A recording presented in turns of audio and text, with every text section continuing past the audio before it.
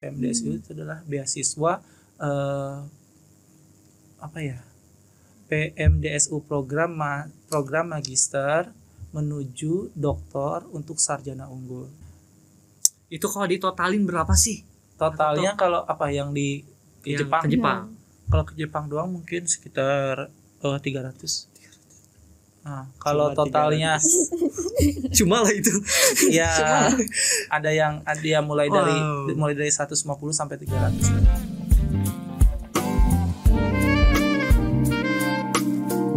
Assalamualaikum warahmatullahi wabarakatuh.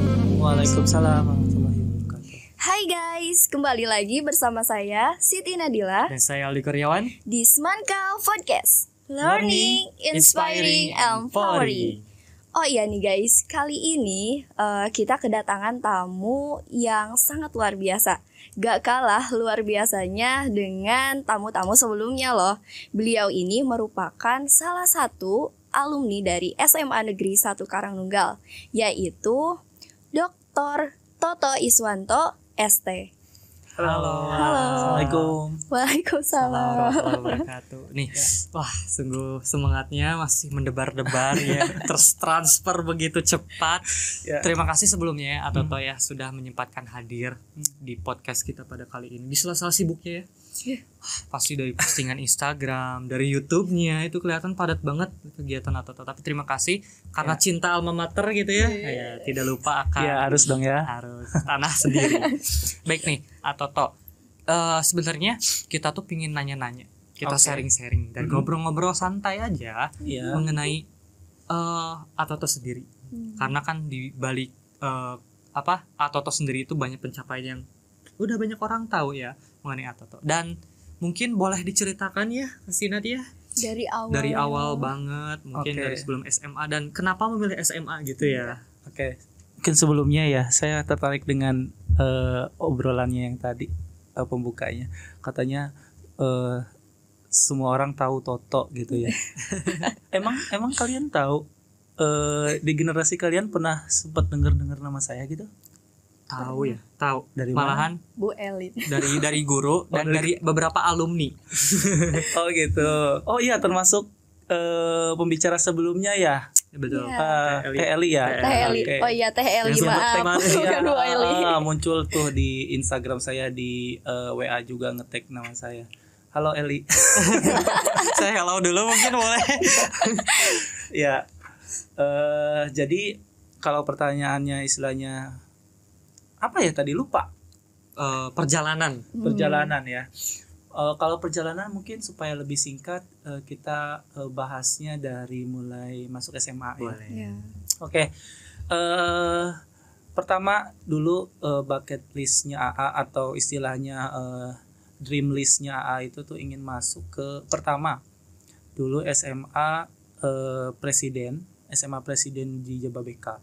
Dulu itu AA sudah dapat brosur, kemudian di situ ada juga ini ada beasiswanya gitu kan, boarding school juga, kemudian fully in English in the daily activity gitu kan. Jadi AA tuh pengen masuk situ gitu ya, karena waktu itu kan SMP masih kayak baru-baru mengenal budaya istilahnya berbahasa Inggris, kemudian juga sebenarnya pengen juga ngerasain gimana sih rasanya boarding school gitu kan.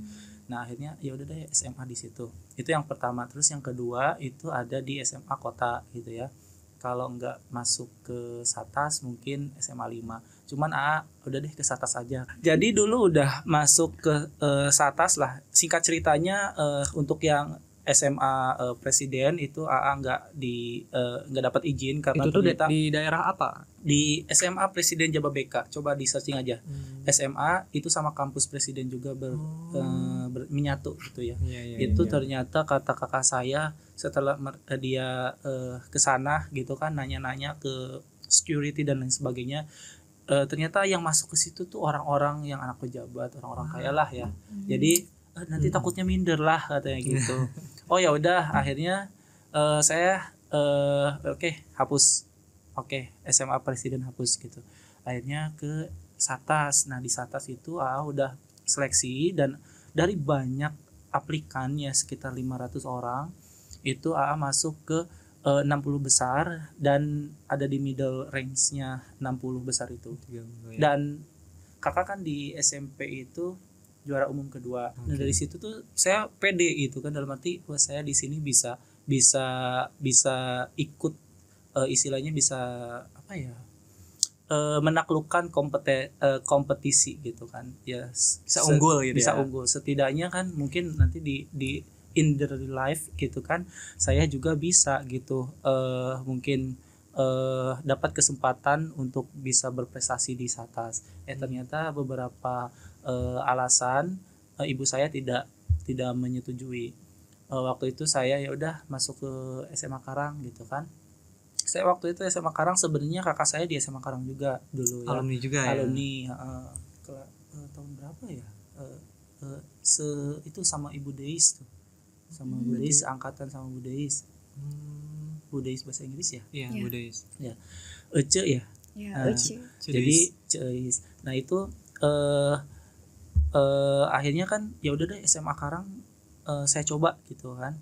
Walaupun sebenarnya nggak mau sama dengan kakak gitu kan. Saya coba. Tapi ternyata katanya ada banyak program di SMA Karang tuh. Yang baru saya tahu kan ada waktu itu ada kelas SBI ya.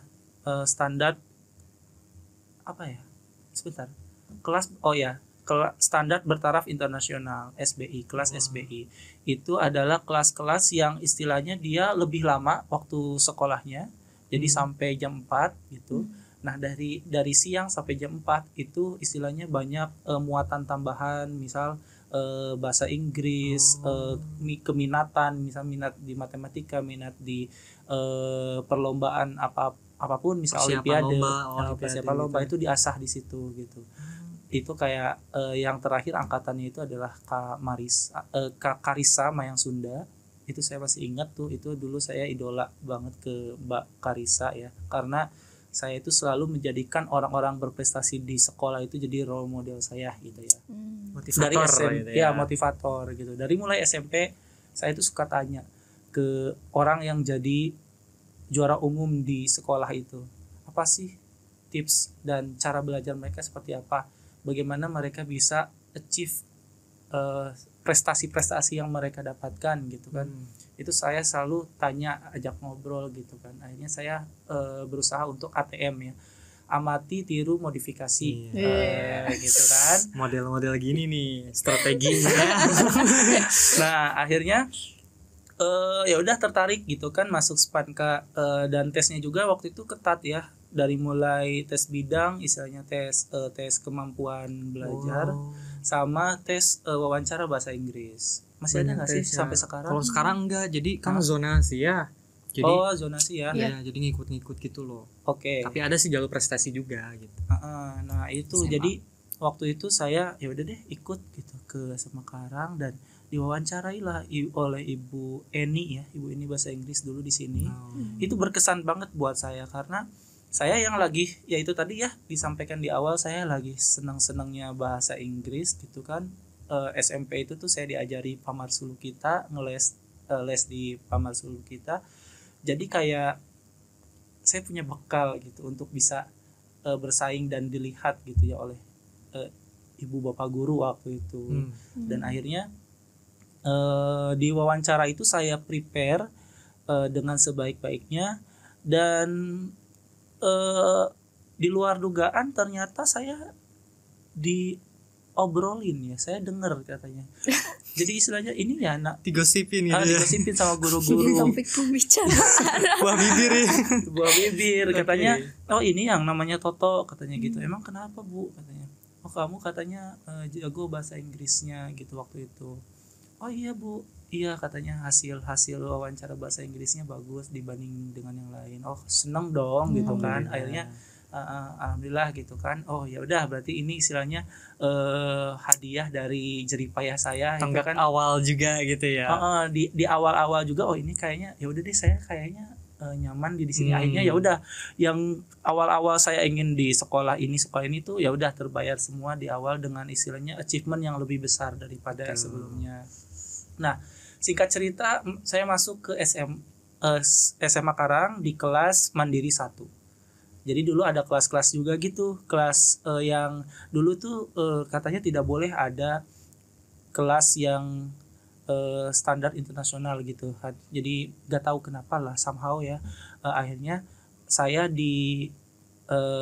ditempatkan di program baru sekolah ya di Semanka, itu namanya Mandiri 1 Mandiri 2. Itu sampai bertahan di 2 tahun di bawah saya. Jadi ada di bawah saya itu Mandiri 1 Mandiri 2 lagi gitu. Setelah itu kalau nggak salah tidak ada ya. Jadi di 2012 terakhir ada Mandiri 1 Mandiri 2. Nah itu sama programnya. Jadi setelah selesai sekolah ada mulok lah, muatan tambahan gitu ya.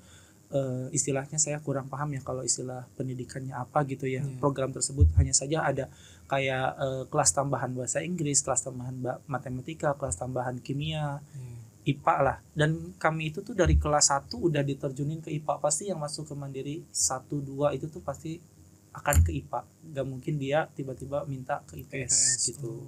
Jadi udah ada penjurusan khusus IPA gitu penjurusan khusus IPA gitu. Jadi kadang kita itu suka jadi penggunjingan orang-orang yang non mandiri gitu. Katanya panas gitu ya. Bukan sih, katanya eksklusif anaknya, katanya nggak mau gaul. Padahal kita itu kan istilahnya masuk situ tuh bukan karena kita yang ingin dispesialisasikan. Saya masuk ke sini karena tidak ingin bergaul dengan yang lain, bukan gitu kan. Tapi memang ini program sekolah, sistem gitu ya. Jadi program sekolah, sistem sekolah yang memang kita itu harus gitu. Kayak mungkin cara sekolah untuk meregenerasi siswa-siswa untuk mengikuti lomba-lomba gitu kan. Jadi di stop di situ. Karena memang banyak banget dari Mandiri 1, Mandiri 2 itu tuh yang akhirnya itu tuh kayak menguasai perlombaan gitu. Setiap lomba itu orangnya itu gitu kan. Ada dari kelas IPA reguler, IPS reguler, namun dominansinya tidak terlalu besar seperti itu. Jadi gitu. Jadi makanya satu orang tuh bisa lomba beberapa kali didelegasikan untuk ikut lomba gitu. Dan kalau gak salah juga ya, katanya kakak juga dulu itu pas lagi kelas 10 sampai kelas 12 itu kalau gak salah dapat 60 sertifikat kurang lebih. Nah itu tuh bener atau enggak sih? Kalau bener gimana dan kok bisa gitu ya? Kok bisa gitu? Oke. Tahu dari mana? Rumor ya. Oke. Betul ya, itu saya lupa detail angkanya berapa pastinya, cuma memang gitu ya, dulu itu sampai kurang lebih sebanyak itu. Saksi hidupnya ada Teh Teresa Lutfia ya, Lutfiani ya, Teresa Lutfiani. Mbak Teresa Lutfiani itu waktu itu bantu saya, tolong dong sortir sertifikat saya mana yang istilahnya paling bagus kan untuk diupload di SMPTN undangan. Waktu itu kan gitu, akhirnya digelar lah satu-satu gitu kan, sama Mbak Teresa itu tuh disusun gitu di depan kelas gitu kan, sampai satu depan kelas itu tuh penuh sama sertifikat saya. Terus kata dia, toh ini kok sertifikatnya banyak banget ya? Oh iya, aku juga baru sadar gitu. Yang punya aja baru sadar gitu. Ya soalnya kan nggak pernah digelar kayak gitu kan. Selama itu ya selalu, istilahnya saya juga kan orangnya mungkin dibilang kalau lomba itu tuh sampai sekarang ya, sampai kerja itu hobi tuh, gitu ya. Bukan hobi sih, kayak istilahnya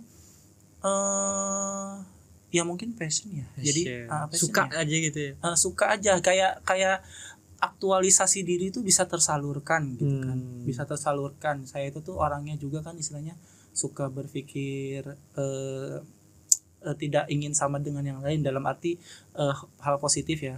Kalau bisa out of the box gitu kan. Nah itu saya ingin menunjukkan di lingkungan saya bahwa saya itu seperti itu gitu. Bisa. Dan saya juga kalau tidak bisa, maksudnya ketika saya ada kemampuan yang mungkin kurang gitu ya, saya evaluasi diri sendiri juga. Oh ternyata ini yang saya kurang. Tapi ini lomba ini tuh mengharuskan saya bisa ini. Oke, saya belajar. Saya gitu ya? Tanamkan dalam diri saya bahwa saya itu nggak ada yang saya nggak bisa kalau saya mau berusaha gitu kan. Jadi istilahnya biarkanlah orang lain atau istilahnya kayak perlombaan itu kan sistem ya, dalam arti menang dan kalah pasti hitung-hitungan mana yang paling bisa dalam menyelesaikan soal paling banyak dan benar kan, dan gitu. Nilainya juga berarti gitu ya. Dan nilainya juga. Jadi di tahap itulah saya akan menyerah gitu. Dalam arti kalau hasil dari tim penilai keluar, ya udah saya terima aja gitu. Berarti sampai di situlah saya harus selesai berusaha. Tapi kalau sebelum saya sampai ke sana, saya untuk achieve posisi itu ya saya harus bisa memantaskan diri. Latihan terus. Justru karena nggak bisa itu yang memotivasi, ya harus bisa gitu ya. Harus bisa gitu, harus bisa. Pokoknya harus bisa. Karena percaya nggak percaya memang mungkin setiap orang itu tuh dilahirkan dengan kemampuannya masing-masing ya. Dia menonjol di salah satu bidang misal kayak gitu. Namun AA tuh ngerasa sih takut disebut sombong, tapi kita harus tahu diri sendiri juga ya. Jadi kita harus bisa mengidentifikasi diri kita tuh seperti apa. Jadi saya itu waktu itu ngerasa sebenarnya saya itu tuh agak berat sebenarnya, takut disangka sombong. multi talent sebenarnya gitu kan. AA tuh kalau misalkan dengan bukti aja ya, misalkan itu suka nyanyi. Satu, pertama di tarik suara. Itu tuh dulu pernah juara 3 Olimpiade seni kan di tingkat vokal di tingkat OSN kabupaten. Terus nari pun itu tuh selalu jadi penari payung dulu. Itu di nari. Adat ya, di akademis pun dari SD juara 1, SMP juara umum 2, di kelas juara 1. Cuman ketika juara umum kedua gitu ya, sampai lulus di SMP. Di SMA juara umum 1 terus dulu. Jadi istilahnya itu mungkin hasil dari kita mengkaji diri ya, mengidentifikasi diri. Banyak-banyak mengkaji diri, bakat gitu ya. Bakat kita tuh apa sih? Yang kita mungkin masih setengah-setengah dan perlu dioptimalkan, apa yang istilahnya itu sudah optimal harus dipertahankan. Akhirnya ya seperti itu. Jadi merasa seperti itu. Jadi teman-teman, maksud tuh bicara seperti ini tuh supaya teman-teman yang mungkin masih punya sedikit ketertarikan terhadap suatu bidang tertentu, jangan menyerah untuk terus dalami, kembangkan gitu. Kembangkan, karena otak kita itu tuh kalau teman-teman pernah lihat suatu film ya, saya lupa judulnya, kita tuh manusia hanya mampu menyerap atau menggunakan otak kita tuh hanya 20% gitu. 80%-nya lagi? 80%-nya itu tuh sebenarnya masih sangat besar. Jadi intinya 20% aja kita sudah seperti ini. 80% lagi harus bisa dikaji lagi gitu harus kita bisa tingkatkan gitu. Jadi ada ruang kosongnya lah istilahnya gitu jadi ya. Jangan bilang aduh otak saya mah nggak nyampe. Udah macet gitu kan. Kadang-kadang orang gitu. Kayak gitu. Udah penuh. Padahal berdasarkan riset hanya 20% aja kita itu bisa mengakses kemampuan dari otak kita. Tapi jadi, Kak, untuk cara mengkajinya sendiri kan kadang ya, mungkin saya sendiri dan mungkin teman-teman juga yang ada di rumah, pasti ketika kita mau memulai sesuatu, itu kan selalu ada ya rasa takut, ragu bisa gak ya, atau aduh kumaha sieun gagal gitu. Kayak aduh takut kalah. Aduh kayak enggak pede. Gitu. Gimana? Itulah ya yang istilahnya sumber permasalahan kita untuk mau nyoba dan akhirnya berhasil. Jadi kita tuh sebenarnya kalau dalam perlombaan ya jangan takut kalah. Kita harus siap gitu ya, akan kekalahan harus siap menang dan harus siap kalah gitu. Kita bisa yakin kita akan menang kalau kita prepare dengan baik gitu. Kita akan pasti kalah gitu kan kalau kita tidak mempersiapkan dengan baik. Menurut saya tidak ada sesuatu yang kebetulan gitu ya. Orang-orang misalkan tanpa persiapan matang tiba-tiba menang. Kalau dalam perlombaan olimpiade kayaknya nggak bisa kayak gitu. Ataupun lomba-lomba yang memperlihatkan skill kita kayaknya susah deh kayak gitu. Jadi memang well prepared bring you to the successful ways muncul gitu kan. Jadi menurut saya sih harus siapin diri pertama gitu ya. Pertama kita kayak mapping karir kita ya. Pertama itu mapping karir, dalam arti kita kenali dulu diri kita sendiri. Kita itu tuh tipikal orang seperti apa, dalam belajar itu kita suka yang seperti apa. Kayak saya baru tahu bahwa tipikal saya itu dalam belajar supaya bisa cepat menyerap itu adalah audio visual. Jadi saya harus mendengarkan atau mendengar. Jadi saya kadang baca gitu ya, tapi bacanya itu harus dari sesuatu yang bergerak kayak video gitu kan. Jadi mudah diserap gitu ya. Mudah diserap, bahkan ingat per transisinya, per tulisannya itu gitu tuh kemudian saya harus mendengar. Jadi saya kadang kalau nggak sempat belajar, tolong dong kalian belajar apa sih gitu, belajar apa sih, dia akhirnya cerita kan, belajar ini. Kalau nyari rumus ini misalkan rumus matematika yang ini itu tuh di sini. Oh gitu ya, oke gitu, saya udah punya bahan gitu kan. Akhirnya ya udah pas ngerjain saya lebih mendengarkan mengaktualisasikan apa yang saya dengar, saya kerjakan gitu. Jadi intinya itu mungkin kita harus bisa mengenal diri kita sendiri gitu ya. Setelah kenal baru kita tahu nih kita itu apa yang harus dieksplor, mungkin harus dieksplor. Tapi kalau lagi semasa muda kayak gini ya, teman-teman bisa mungkin mulai fokus, dalam arti boleh jadi kita harus belajar kayak sistem T shape ya. Jadi kayak huruf T, bentuk T gitu kan. Nah, yang bentuk T di atas itu ya, yang seperti ini, itu adalah kita harus menguasai banyak bidang, dalam arti segala ilmu gitu ya kita masuk aja. Karena satu hal ya yang saya ingat dari ibu saya, ilmu itu tuh harta yang tidak susah untuk kita bawa kemana aja gitu kan, karena adanya di kepala. Gitu kan, beda dengan misalkan harta benda yang mungkin sifatnya fisik gitu yang terlihat, itu susah dibawa-bawa.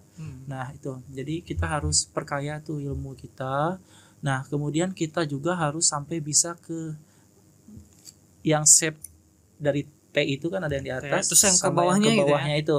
Nah itu artinya dari semua bentangan huruf T yang di atas bentukan, dan dia kan ada di bawahnya itu cuma satu kan, di salah satu bidang aja. Jadi di sini itu kalian bisa fokuskan mana yang istilahnya jadi prioritas, kekuatan teman-teman dari semua bidang ini, mana yang paling kuat.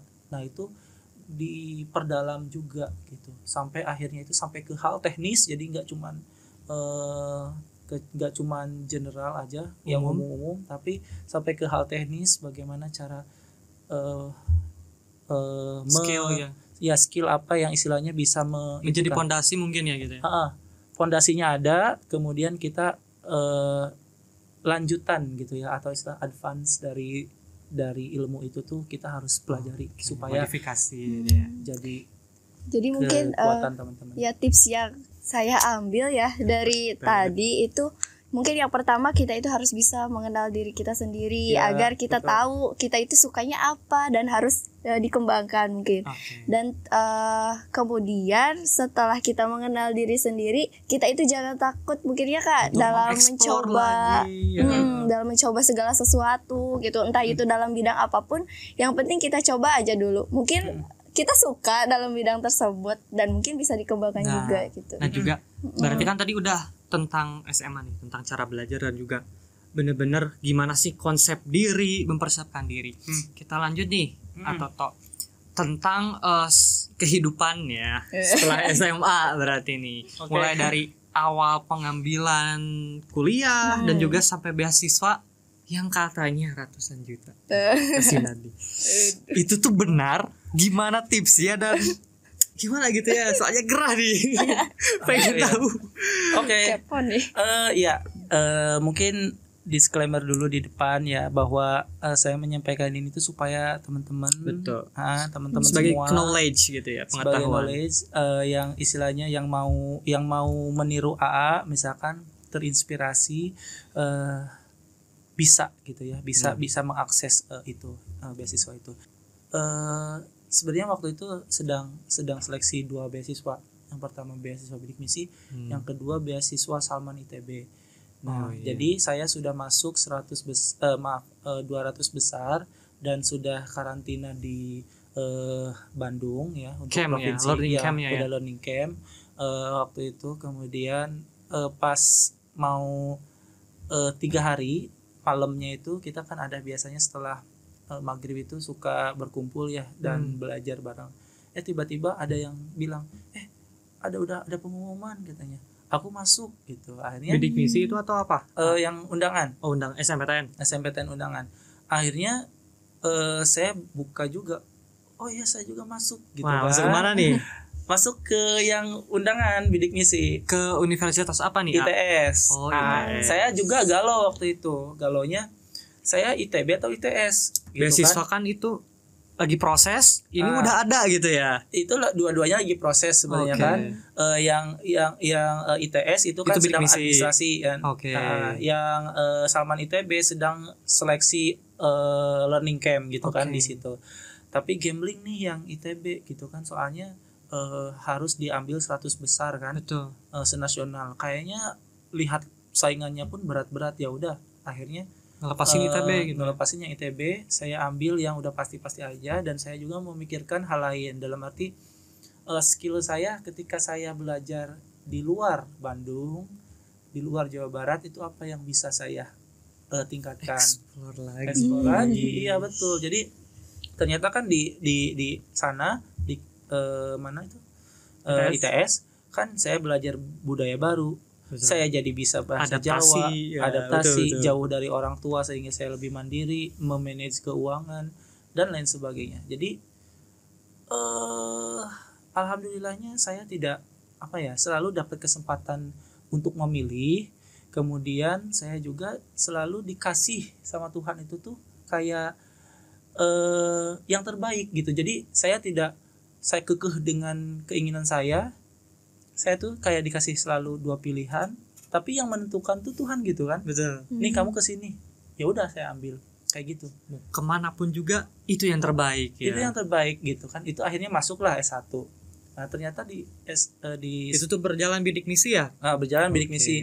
Akhirnya di situ di Tekim itu saya ketemu Mas Juan, Mbak Dita, itu teman-teman atau senior yang gitu. Istilahnya itu bisa mengencourage diri saya, kemampuan saya. Akhirnya tuh saya bisa ikut lomba gitu ya, ikut lomba karya tulis ilmiah dan sering menang. Akhirnya menempatkan saya di jurusan itu tuh sebagai mahasiswa juara 1 mahasiswa berprestasi tingkat jurusan waktu di situ.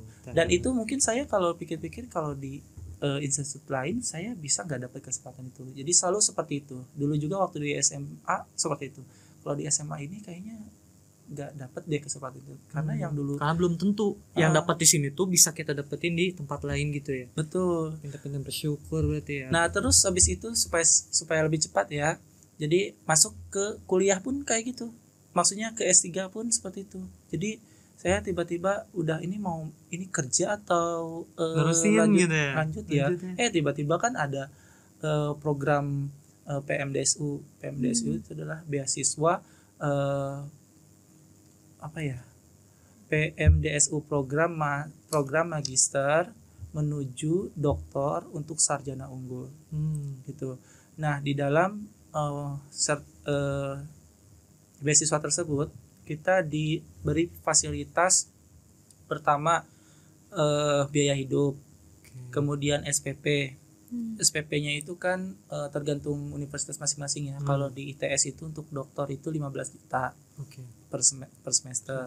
Kemudian biaya hidupnya dikasih 4 juta gitu ya. Ini ngomong langsung angka aja ya supaya teman-teman dapat gambaran gitu. Dapat semangatnya juga.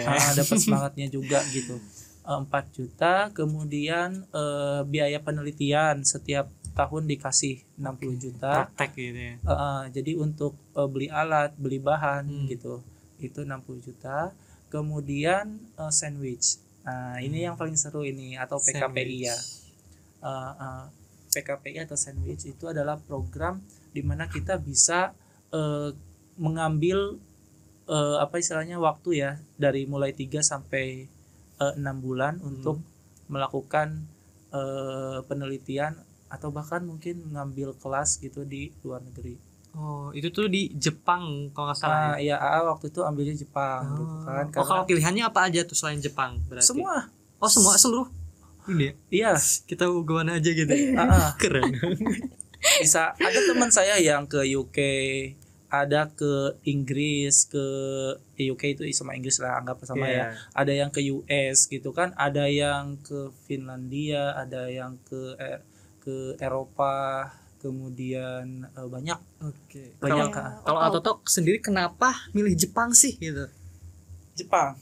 Pertama Jepang itu mungkin dulu karena saya pernah ingin ke Jepang gitu kan. Jadi Jepang itu tuh dari mulai SMA udah jadi bahan bacaan saya gitu. Jadi misalkan kayak kultur di Jepang kayak gimana, istilahnya, terus mencari kerja di Jepang seperti apa, kemudian cara belajarnya orang Jepang seperti apa, disiplinannya, kedisiplinannya yang luar biasa. Itu benar loh, terbukti di sana itu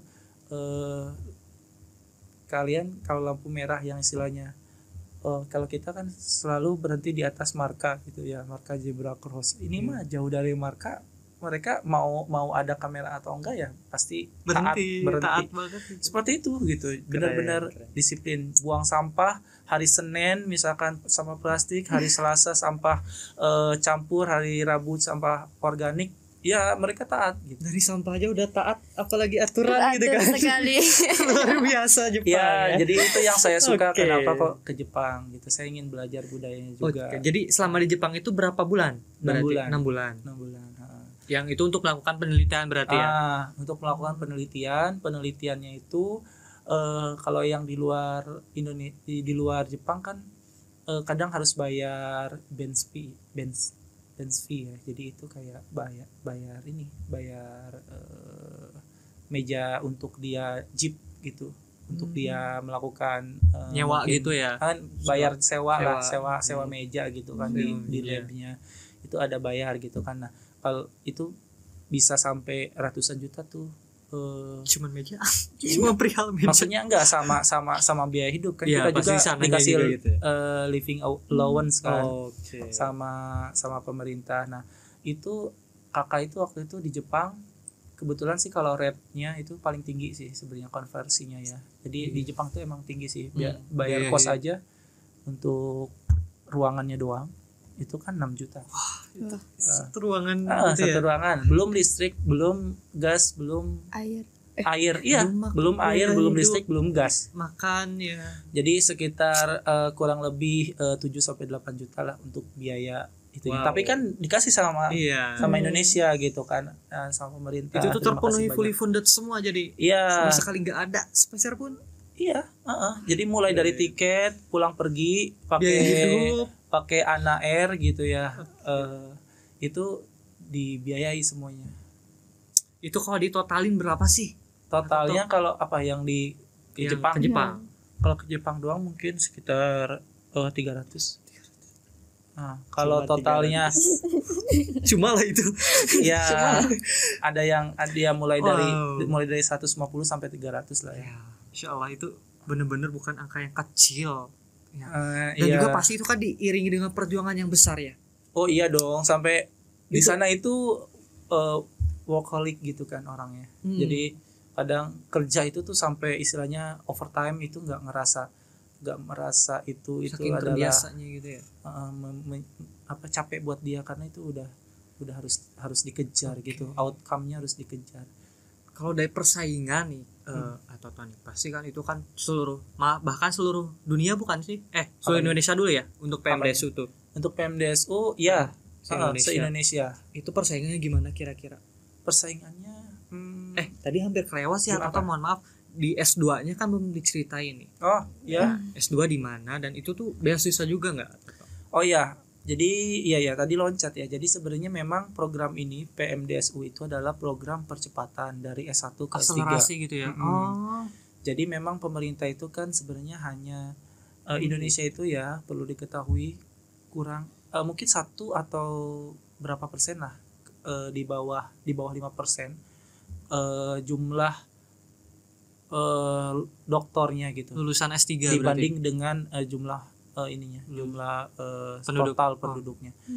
Jadi untuk menggenjot akselerasi itu pemerintah akhirnya ngasih lah beberapa beasiswa untuk ayo yang punya kompetensi tapi mungkin dari segi biaya tidak memadai, kami bantu gitu. Nah itu ada banyak kan, ada LPDP, PMDSU. Nah kalau PMDSU tuh yang pengen loncat, jadi dia S2-nya kalau di ITS ini karena beda-beda universitas ini ya. Beda-beda kebijakan, ada yang S2 dulu, kalau di ITB itu S2 dulu. Setelah itu sisa waktu yang tersisa kan ada 4 tahun tuh.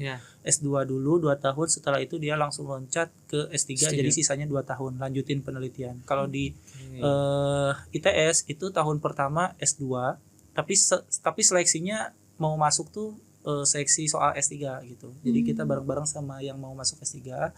Nah, kalau misalkan lolos habis itu kita masuk S2 itu ngambil mata kuliah S2 saja 1 tahun, setelah itu langsung ujian kualifikasi. Di ujian kualifikasi itu kalau lolos kita ke S3 gitu selama 3 tahun. Nah 3 tahun ini lebih ke banyak ke penelitian. Kita ngejar ini ya luarannya kan harus jurnal atau paper dari jurnal internasional terakreditasi gitu. Penelitiannya juga yang super duper. Iya, jadi ya capek banget sebenarnya sampai udah mau nyerah di akhir dulu. Soalnya ini fakta menarik juga ya, tuh sudah mau hopeless lah gitu, karena di 3 bulan terakhir mau harusnya sudah sidang. Itu sebenarnya ada sampai belasan paper. Hanya saja syarat utamanya kan harus nama pertama. Nah waktu itu yang nama pertama belum publish, maksudnya belum accepted oleh jurnalnya. Jadi di 3 bulan terakhir itu barulah keterima. Padahal itu harus sudah banyak persiapan gitu kan, yang disiapin lah untuk ikut yudisium gitu. Nah akhirnya setelah 3 bulan terakhir dapat yes, akhirnya ternyata bisa lulus. Alhamdulillah, qadarullah ya. Dan itu tuh bukan kebetulan, tapi bener-bener representasi dari perjuangannya gitu ya. Iya betul. Dari tadi sebenarnya saya seolah-olah kayak bahas prestasi aja ya, tapi mudah-mudahan ini dapat diartikan sebagai cara saya untuk menginspirasi teman-teman ya, penonton semua ya. Untuk memotivasi dan juga tadi perjalanannya mulai dari milih bingung SMA dan milih bingung S3 gitu. Kebingungan ini kan berkorelasi dan bertingkat-tingkat eksplor diri, pendidikan dan juga itulah apa yang Tuhan berikan kepada kita, syukuri dan itu yang terbaik mungkin ya. Syukuri, jalani, gitu. Perjuangkan. Ada lagi pertanyaan Kasinat mungkin? Kalau pertanyaannya kan tadi kita udah tahu ya, pencapaiannya sangat luar biasa sekali. Nah, kalau tips nih untuk adik-adik semua, gimana sih tipsnya untuk mendapatkan pesan-kesan mungkin ya biar kayak jangan sampai menyerah, dan ketika bosen kan pasti ada bosen juga ya. Ada titik di mana kita bosen dan boring. Nah, gimana tuh cara atau sendiri untuk menghadapinya. Siap. Jadi sebenarnya gini ya, memang kita itu tuh badan kita, pikiran kita itu perlu refreshing ya. Ketika otak kita refresh ya, masih segar pagi gitu ya, kita kan lebih mudah untuk menyerap informasi baru gitu kan. Nah jadi ketika kita belajar jangan dipaksain terus. Misalkan kita tuh belajar dari jam berapa, jam 7:30 ya, sampai jam 12 misal, terus-terusan aja belajar, baca buku, masukin inputan yang banyak ya.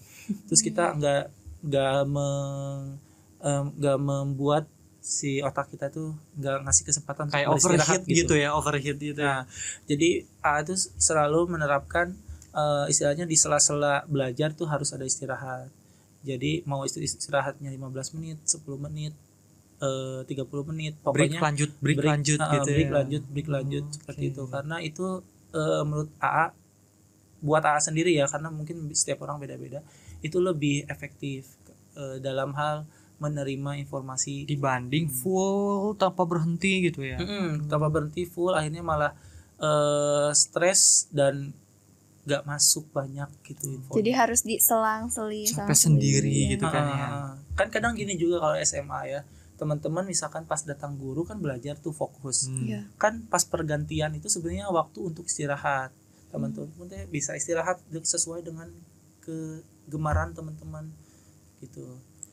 Misalkan sama stretching juga ya, dalam arti pemanasan gitu kan. Ini karena gini, kepala kita itu terhubung dengan seluruh anggota tubuh kita kan. Jadi kalau misalkan anggota tubuh kita tuh ada yang tegang, ya kepala pun akan juga lelah gitu ya. Gitu kan. Jadi stretching ya, bukan stretching ya.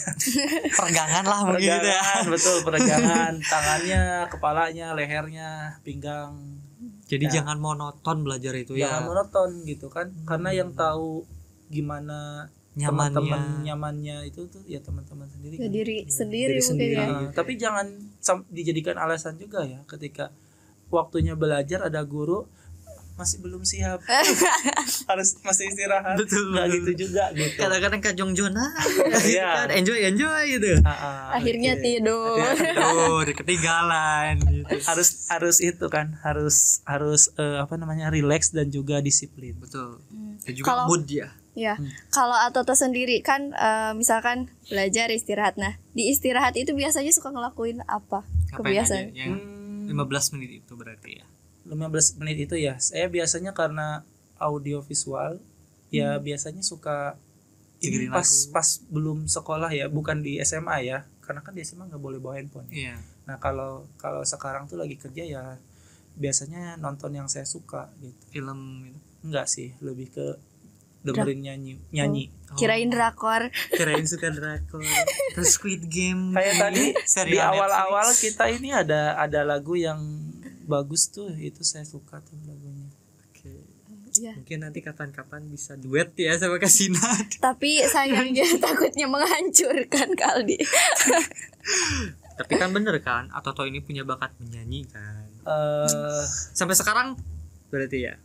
Iya. Masih suka. Ini nanti di YouTube saya ya, coba dilihat nanti bakalan saya itu tuh jadi penyanyi pengisi suara untuk nyanyi ini. Ya vokalis lah ya, bisa disebut vokalisnya untuk lagu himne atau mars ya, jingle atau apa sebutannya saya. Perusahaan tempat saya bekerja. Oke. Jadi ada 5 orang saya kepilih untuk nyanyi. Bener Testingnya loh. Ya nanti saya buat share aja mungkin ya, kita siswa Semanka harus nonton nih, jangan sampai kelewat. Oh iya, harus nonton, jangan lupa subscribe juga. Nah, boleh tahu tuh apa YouTube-nya? Boleh dikasih tahu mungkin? Mungkin nanti ada ya di description. Nanti di bawah YouTube, Instagram ya mungkin. Facebook. Boleh dong, kepo-kepo ya. Follow-follow, DM. Nah, boleh aja sih. Tapi jangan lupa udah beristri ya. Boleh. Jangan yang itu ya. Dibatasi berarti. Dari dulu sampai sekarang sih kalau ada yang mau ngajak diskusi, misalkan mau konsultasi, suka AA prioritasin untuk dijawab gitu. Karena apa ya? Karena AA tuh dulu orangnya banyak dibantu ya, dalam arti guru-guru itu tuh banyak support. Saya itu masih ingat, saya nggak bisa dulu itu saya suka kimia, tapi saya kok nggak bisa menyelesaikan soal-soal pelajaran kimia. Padahal kata teman saya yang paling pintar di kimia ya di kelas. Tapi saya kok nggak bisa gitu, nggak paham. Akhirnya saya minta tolong Ibu Eis. Ya, beliau masih ada ya. Masih ngajar. Bu, tolong ajarin, sampai ibunya itu tuh bersedia loh tanpa pamrih, tanpa mau dibayar oleh saya untuk ngajarin saya di rumahnya setiap hari apa gitu kan, ke rumahnya diajarin ini tuh caranya kayak gini, sampai akhirnya saya itu tuh bisa memahami soal ini itu tuh seperti apa dan harus dijawab seperti apa gitu tata caranya. Mungkin itu sih ya Kak Toto, dari berbagai perbincangan dari awal sampai akhir kita dapat motivasi yang luar biasa, perjuangan di balik Toto yang luar biasa dukungan dari berbagai orang yang luar biasa juga, berarti dari guru, dari teman, sahabat, bahkan orang tua yang senantiasa selalu mendoakan berarti ya. Iya, betul. Mungkin itu sih Kak Sinat yang bisa kita perbincangkan hari ini. Terima kasih ya, nggak kerasa. Udah berapa satu lama? aja. Satu kali lagi. Satu kali lagi berarti. Satu. Apa? Soalnya ini baru kepikiran. Ngomong-ngomong tentang guru ya, yang memotivasi. Siapa sih guru dari SMA Negeri 1 Karangnugal yang sangat memotivasi dan kakak? tidak terlupakan Boleh sampai sekarang. Kebetulan saya tuh nggak bisa meranking dan juga nggak bisa menyebutkan beberapa aja, karena saya itu dulu kelasnya itu kan dari kelas 1 sampai kelas 3 itu tuh udah di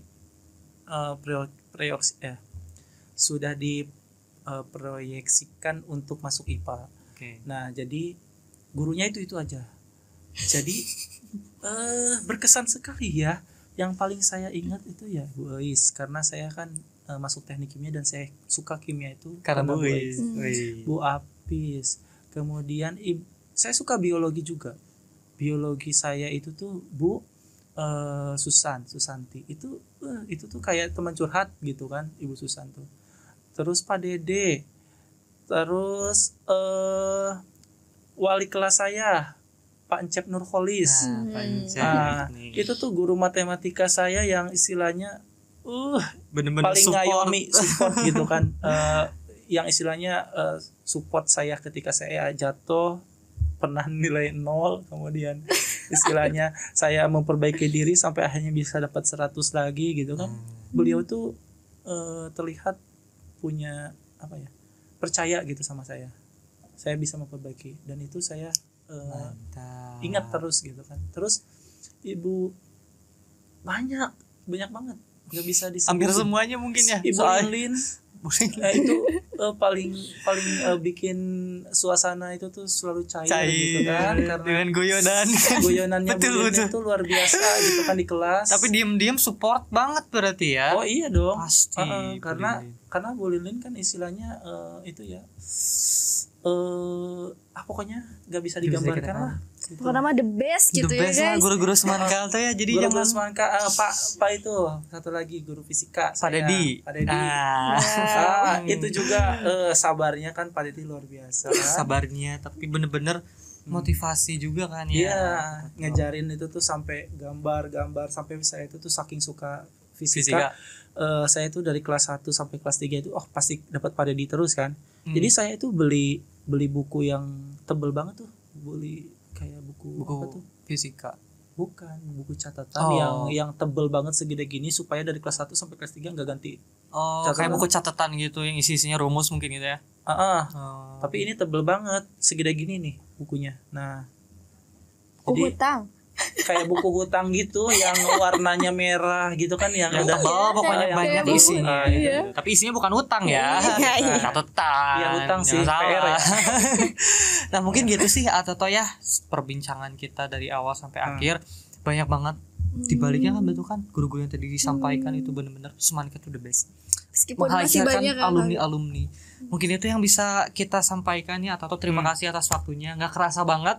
Pengen banyak berbincang-bincang tapi cuma kita terbatas oleh waktu.